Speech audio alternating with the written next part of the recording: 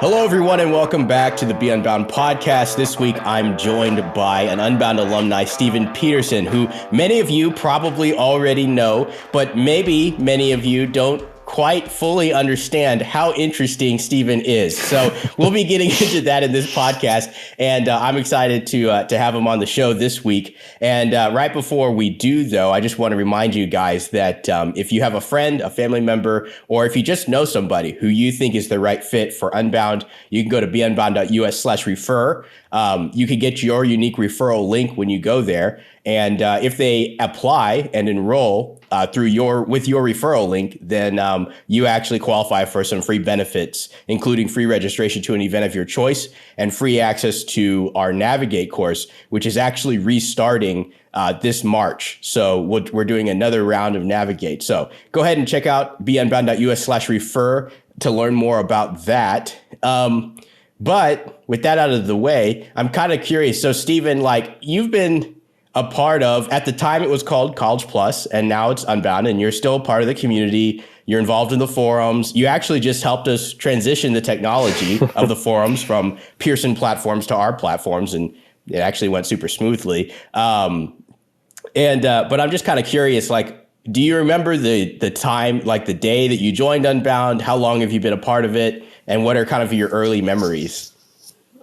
I think if I remember right, it was mid-June of 2012 when I actually enrolled, in my first actual meeting with my coach. I think it was in August. So I've been around for a few years, and I think the first place I really kind of got plugged in was into the community, was the forums community. But at that time, that pretty much was the community. We didn't really have a lot of other avenues like Facebook and all that kind of stuff at that time. That all happened a couple years later. Was when a lot of that stuff started kicking off. Yeah. Awesome. And then what was your major? So the major I ended up with was a BSBA in general management through Thomas Edison State University. But I was one of those people that didn't really know along the way where it's going to land. And so I think over the course of my time, I looked at, I think, 11 different majors because I was interested in all sorts of different things. And so finally ended up going with general management because it had a lot more flexibility and just threw a bunch of other things into my general management degree. So I was studying emergency medicine and I was studying computer stuff, and everything else is kind of as part of this business degree. So it's pretty it's pretty diverse degree, which I think is probably I think a lot of Unbounders are kind of that way with just how many interests they have. But it's kind of wild that you can have a degree with that many different fields inside of it, right? Well, I mean, if you're going to pay for your education and you're going to go study stuff, you might as well, study the things that are actually going to benefit you and the things that you're doing. And I've used all of those different pieces over the years. So, yeah. And so I guess then, how did you get involved in the community? I guess, did you start pretty early on in the forums? I think I started day one. So okay, I got the email, hey, you're invited to join this community. And so I hopped on and was basically involved from that point on. And then as the community developed and expanded into new platforms and new avenues, and we started setting up some regional events and then national events and things like that, my involvement expanded to encompass all of that. So when Apex started, I was involved in that. When back before the national events, we had a lot of unofficial gatherings that happened around the country, and so I was involved in some of those. So started to get connected in with students a little more closely there. It's definitely one thing to interact with people online, and you can do a lot online, but it's really, really cool when you're able to engage in some of these events and actually interact with people in person. Partially just because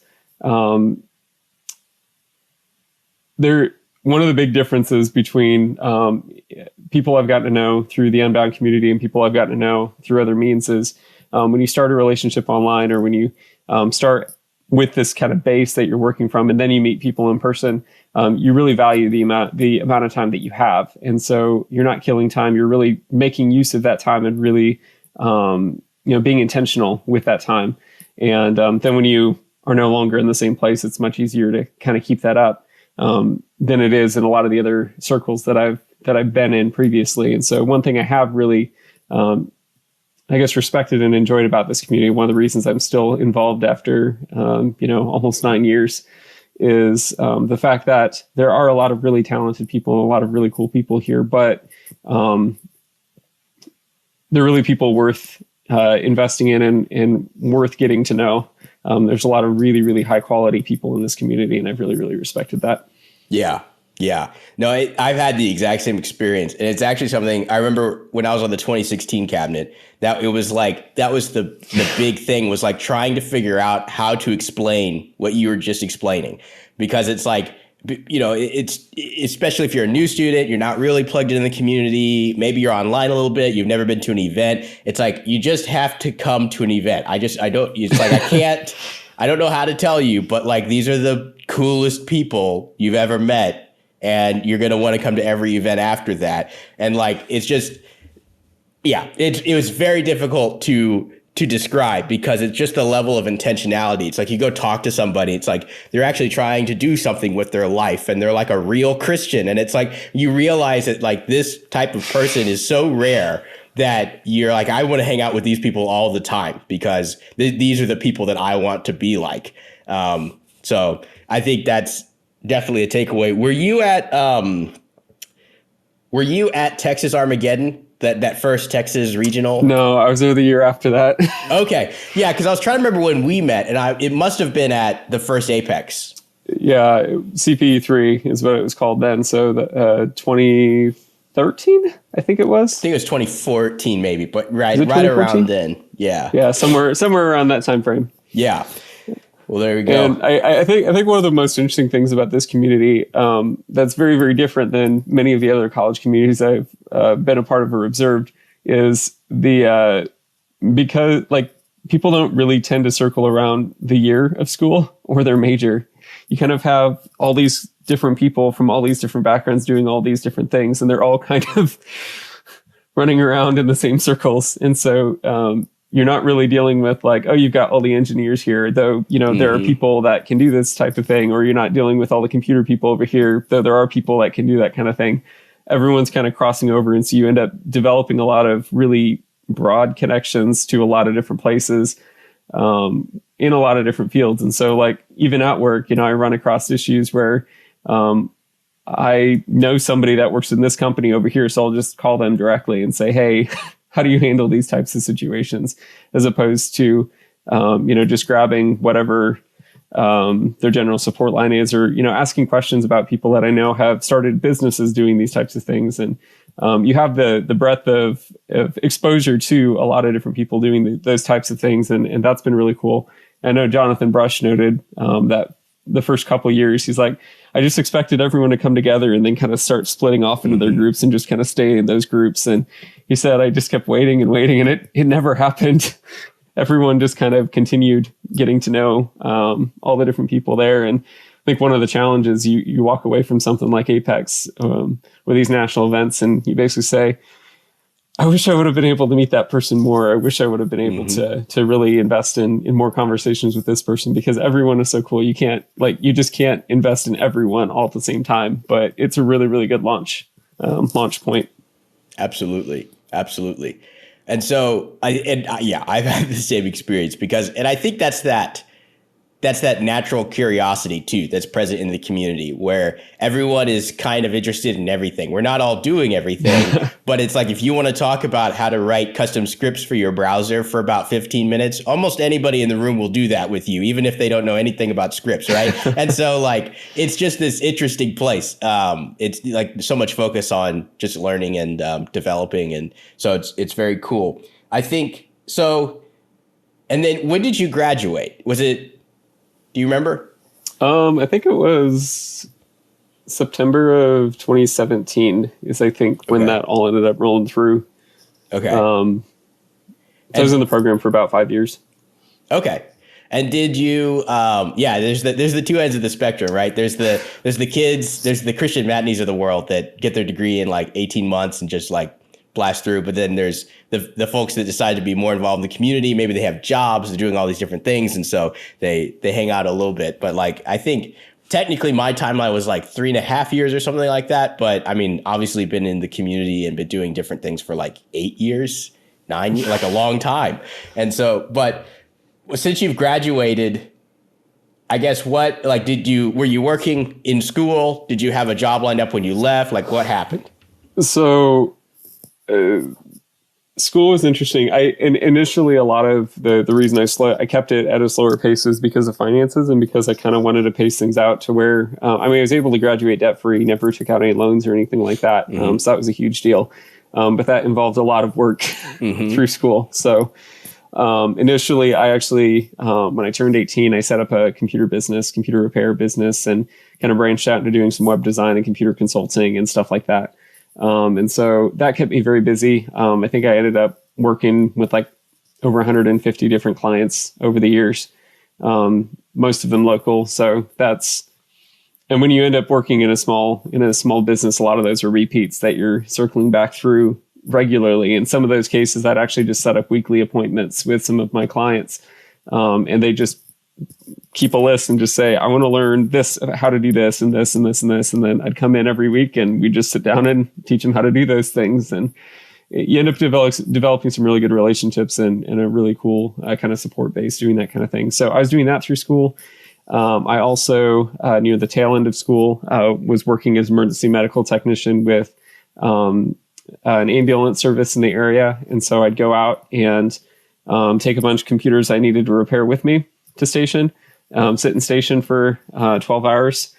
And, whenever the pager went off, I'd, leave my school books behind or whatever else I was doing, whatever computers I was working on, jump in the rig, go, and an hour and a half later or whatever, come back and clean everything out and then circle back to whatever I was doing before. So ended up being a lot of good experience there. I also did a lot of volunteer work during that time. So doing a lot of work with my church and various other things, helping them design and implement a bunch of new systems. And then also did some work for a local YMCA, doing a lot of customer service and helping them with a lot of the various different things that come up, figuring out what better, more streamlined ways of doing things and stuff while I was there. So it was a really interesting process of kind of having all these different spheres kind of intersecting. And then after school, I ended up moving into a full-time IT position in Dallas with an organization that kind of morphed into doing a lot more cybersecurity type work, which is another interest of mine. After moving to Dallas, I also started doing some work as a private security officer. So got my level 2, 3, and 4 certifications doing that. And then was helping out in the local college community with Dallas International University since I was living in the area, and was able to do a lot of work with those students and just kind of help them with various different things. So that ended up, so I've worked with several different companies over the last few years doing cybersecurity work and kind of helping different companies figure out not necessarily so much the infrastructure cybersecurity, which is a really, really big deal, but more I'm interested in the end user element when you start introducing people into the mix and dealing with really cybersecurity from the standpoint of training really, really well, so that people understand kind of what the threats are and how to mitigate those threats. So that's a lot of what I ended up doing with that. And that also can intersect with the physical security realm a little bit. So that's been kind of fun to kind of work in that nexus a little bit.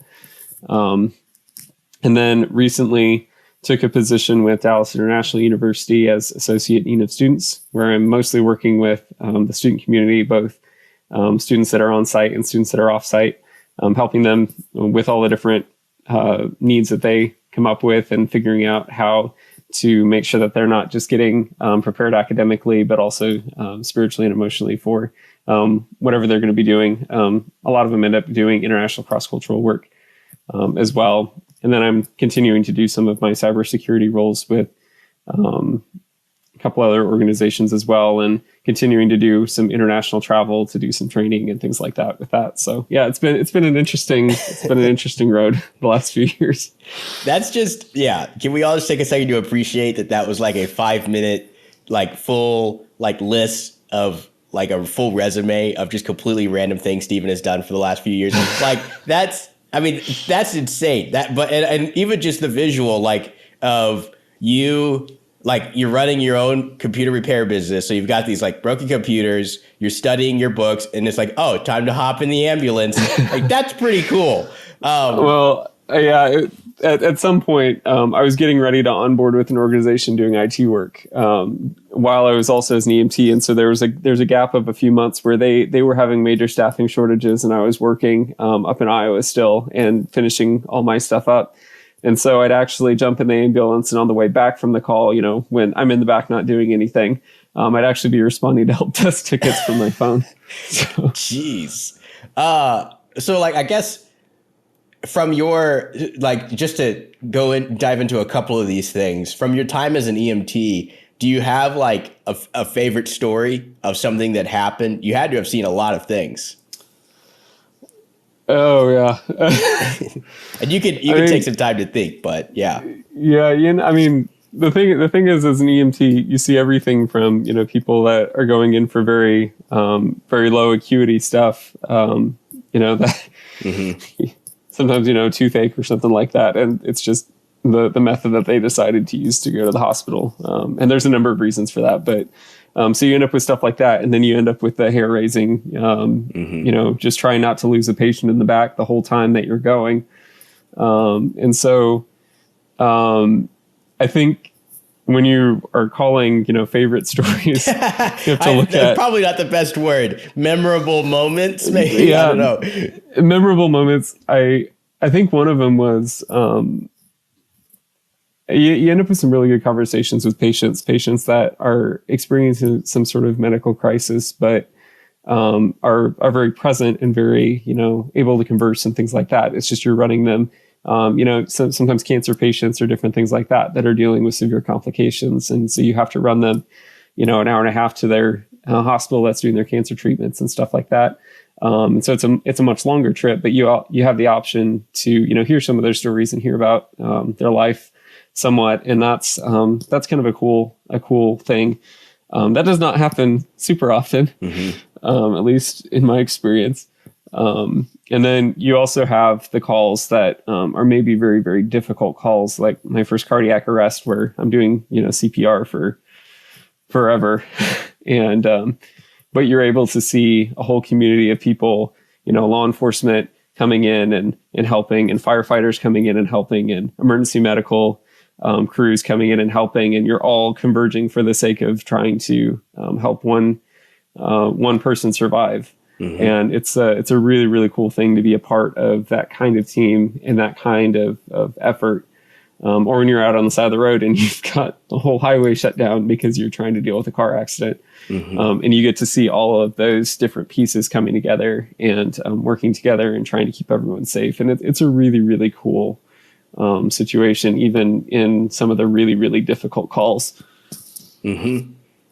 Yeah, that's super. That's crazy. And it's funny, at times I've thought being an EMT and being involved in those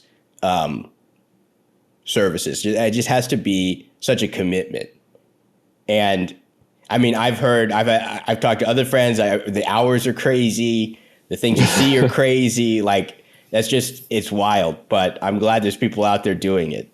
So. Yeah, well, and it does kind of go with the job, but you're going to end up with crazy hours in a lot of different professions. It's just it's a little bit different when you're having to think sometimes an hour and a half ahead. It's like, oh, I might be hungry in an hour, so I should probably start eating now before I get called out. Some of those types of things are getting woken up in the middle of the night and being able to jump out of bed and get into the rig, within a couple minutes is, keeps things interesting. That's for sure. No kidding. That sounds like an understatement. And so I think too, then going so past there, you started your work in cyber. So I guess like, did you get a special education in cyber? How did you get into it? What was the Lots of modus? on-the-job training. Okay. And not necessarily formal training, but more just there's this need and we need to go and figure out how to meet that need. I filled a void, not necessarily I was definitely underqualified when I started out. And a lot of the experience came as we encountered needs and as we were figuring out, what does this look like? And so one of my biggest assets just became RSS aggregators, where I could go through and just basically subscribe to dozens of different feeds, cybersecurity related feeds, and just monitor, what's happening in real time, and be able to start, taking kind of the approach that I'd done all the way through school, which is, taking different resources and learning different concepts for a lot of the credit by exam tests that I was taking, and figuring out, okay, we have a situation here. We need to learn how to tackle these types of issues. What do we need to do to accomplish that? And because a lot of the cybersecurity work I was doing wasn't necessarily as sysadmin heavy, because a lot of when you're talking corporate cybersecurity, a lot of that tends to focus more on your servers and on policy enforcement and different things like that. And while there's definitely a component of that, I would argue that potentially the bigger cybersecurity risk is your end user, and you cannot just enforce policies and expect that to work. You really need to be sitting down with your staff, and you need to be working through with them, helping them understand what good behavior looks like, and not necessarily good behavior and like, don't click on these links. But especially if you're working in a business setting, you have regulations that you have to follow, like HIPAA, if you're in the education setting, FERPA, and some of these other types of things. And so even being able to sit down and figure out, how can I help you improve your workflow and streamline your workflow so that hopefully you can get more done and focus on things that you need to focus on, while also helping them recognize that these are some of the risks that are out there, and kind of taking it from a nebulous, like, I know that hackers can do a bunch of stuff. And I know that like there's all these things I need to be concerned about, but kind of contextualizing kind of the nebulous threat down into something that that they can walk away and say, oh, I understand what that is now, and I understand why I need to be doing these things. And a nebulous threat is a very scary thing, because you don't understand kind of what the actual threat is. And so if we can contextualize that down, or if we can bring that down to an actual understanding of, this is what that means in our environment. This is what that means with what we're doing. Not only are you enabling your end users, but you're also giving them a lot of tools that they can use both in the workplace, but also as they go home. Yeah, absolutely. And so I guess as an end user myself, and for most of our listeners, is there anything that comes to mind where you're just like, I just kind of wish everybody would do XYZ more often? Or is it like having stronger passwords? Is it using a password manager? Like what, just talking like totally generically, just some advice. So the thing with cybersecurity is it's so broad. So what I like to talk to people about initially is, obviously we have the security of your device. So your computer, your tablet, your phone, whatever. And so you might be looking at things like encryption. You might be looking at things like really strong passwords on those devices. So if that device gets stolen or pulled out of the equation or compromised because of viruses or something, what's actually going to be on that? What kind of damage can be done there? So that's one. And then we've got the security of your accounts, your internet accounts, like your email accounts, social media, anything that's residing somewhere else where you're not necessarily controlling it. And obviously, we want to deal with data breaches and things that happen there. And so for that sphere, subscribing to something like Have I Been Pwned, where they're automatically emailing you anytime they find your information in a data breach, or doing phishing training. So that Google has a really good phishing quiz. SonicWall has a good phishing quiz where you can actually go and it'll show you a bunch of different emails, and you have to look at them and figure out, okay, is this legitimate or not? And kind of working yourself through some of that training is really, really helpful, because it not only is giving you information, but it's exercising your ability to actually use that information. And really just kind of getting people to slow down enough when they get an email, they get a link or something like that, slow down, take a look at it, and then make a step instead of just, jumping straight into something like that. One of the big things that I also go over is, if you're looking at a big long URL, how do you identify if that's probably safe or not? There's all sorts of ways that you can do that. That's something that normally takes a little bit of time because people just aren't used to thinking that way. So we're dealing with device security, internet security. You want to deal with the connection security between the two. So if you're in a public place, you want to be using a reputable VPN, not a free VPN, but an actual reputable VPN. If you're in an airport, hotel, coffee shop, that kind of stuff, that might be a consideration. And then we all obviously want to deal with what I would consider methods of communication, which is, if we're going to be communicating sensitive info, especially in the workplace, we want to make sure that we're doing that through appropriate channels and doing it the right way. Because that gets into a bunch of not just legal enforcement and that kind of stuff, but we want to make sure that we're being wise with the data that we've got and protecting that information so that if an email account gets broken into, what's the extent of the damage that we're looking at, or if you've got somebody that is presenting regularly in front of audiences and stuff, and they've got their email client set up so that it pops up notifications every time they're receiving email, and you're sending sensitive health information to them, and it's popping up on the screen while they're presenting, that kind of stuff. We just want to think through some of these types of things and make sure that we're handling information appropriately. So those are kind of the 4 different spheres, and each of those looks different, and there's different ways that we can interact with that, which is one of the reasons I'm usually teaching in workshops where we can actually start interacting with this information and then start contextualizing, what the next step looks like. Yeah, absolutely. Well, I do appreciate the Cliff Notes there version. And if you're talking about like reputable VPNs, do any come to mind as like, oh, these are good VPNs to use? Well, so there are some different sources online that can give you some of that information. ExpressVPN is one that is often touted as a really good one. It's a little more on the expensive side. Surfshark is a less expensive one that I've been experimenting with, and so far it's been doing pretty well. Okay. A lot of things with your VPNs is you have to figure out, are you going to prioritize the cost, or are you going to prioritize speed, or what are you going to be prioritizing? Because ExpressVPN has very quick servers, but you're going to pay a little bit more for that. And other VPNs, you have to prepay a year, whereas maybe you're going on a trip and are really only concerned about that trip. So you want to just do a couple months at a time. So like different VPNs will you can do ExpressVPN for a much shorter period of time, but you're going to pay a lot more. So you want to look at some different options and figure out, based on your specific situation and what you're planning on using it for, what are the options? What's the best option going to be based on, pricing and functionality and security and all that kind of stuff. Gotcha. Well, I think too, it's funny. You bring up even just the identifying phishing threats. And some of my friends work for these gigantic corporations, right, that do routine, it's like a fire drill for them. It's like, we're going to do a phishing test. And I'm sure you're very familiar. That. Yeah, I'm sure you guys do.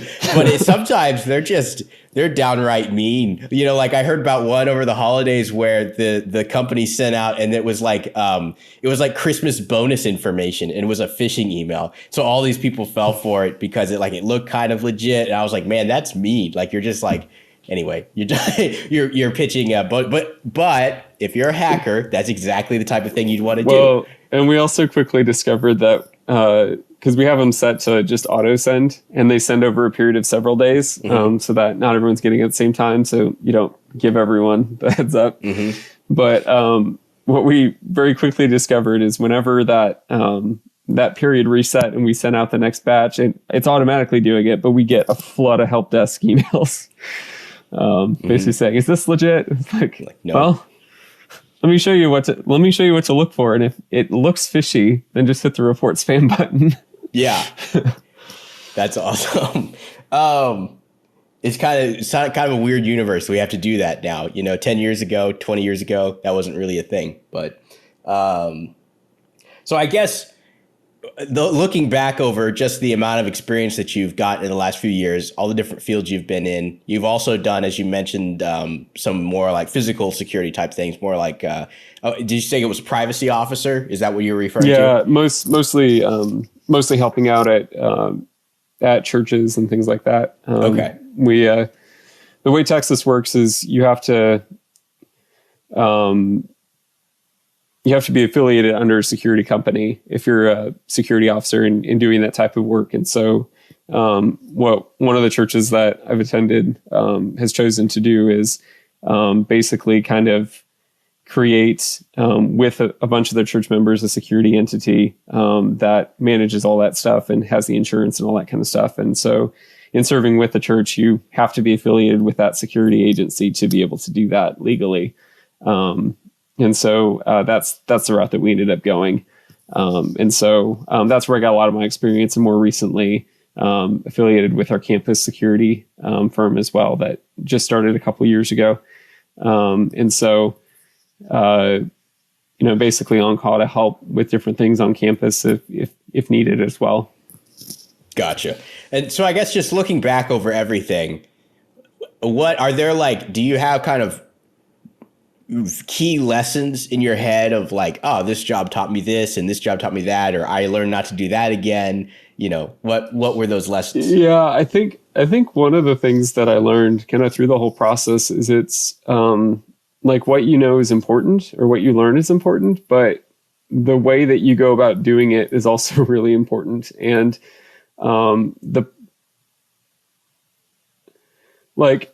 one of the things that I did when I was finishing my schooling was I had all these different job opportunities that I was looking at, because I looked at doing 911 dispatch, and I looked at doing, EMS more full-time, more long-term. And I looked at doing business work, and I looked at running, doing more computer stuff. I looked at a number of different things. And one of the things that I ended up doing was looking at all the different jobs that I'd done so far and basically parsing them out. If I liked the job, what did I like about it? What things didn't I like? In doing that, was able to start figuring out, okay, this is how I work a little bit more. And that kind of informed both some of my decisions as far as further education, but it also informed some of my decisions as far as kind of role. And I also figured out kind of through that whole process that I don't really like jobs where the job title is all encompassing. I like to work in environments where there's a little more leeway and wiggle room, and where we have a goal that we want to accomplish, and everyone is, thrusting towards that goal as quickly as possible. But that means everyone has to be doing everything that they can in their skill set to be able to make that happen, instead of just, crossing off a few items or, doing a few specific things every day. I appreciate having kind of that rapid change and stuff. And so as I was going through schooling and as I was doing these courses, there are definitely pieces of information that are really important and things that were sticking out that I needed to remember. But the whole process of learning how to learn, but also learning, as Jonathan Brush put it a while back, the goal isn't to not fail. The goal is to fail faster and fail smarter, so that you know how to do it better the next time and can actually, change your method and keep trying something different. And that was definitely kind of the approach that I appreciated going through school and going through a lot of these different roles is, trying new things and being okay with that, and being okay with the fact that it may not work. Well, there you have it. I think that's a great place to close. I really appreciate your time. This has been super interesting for me just to hear more about your experience and just the things that you've learned. So I appreciate you guys taking the time, and I appreciate our listeners for also taking the time to listen to this. Once again, if you guys go to beunbound.us/refer, you can learn more about the referral promo that's currently open. Everything on that page is up to date, so you can get your unique referral link. You can send that to your friend and you can get those perks. So also, if you guys have any ideas for other guests that we should have on the podcast, Unbound students are super interesting people, and I don't know 100% of them. I know a lot of them, but I don't know 100% of them. So you guys can always email you can always email podcast@beunbound.us, and that goes directly to me. So if you have thoughts, ideas, questions, you can send them to that email and I'll be sure to read it. So thanks for joining us, and we will see you guys next time.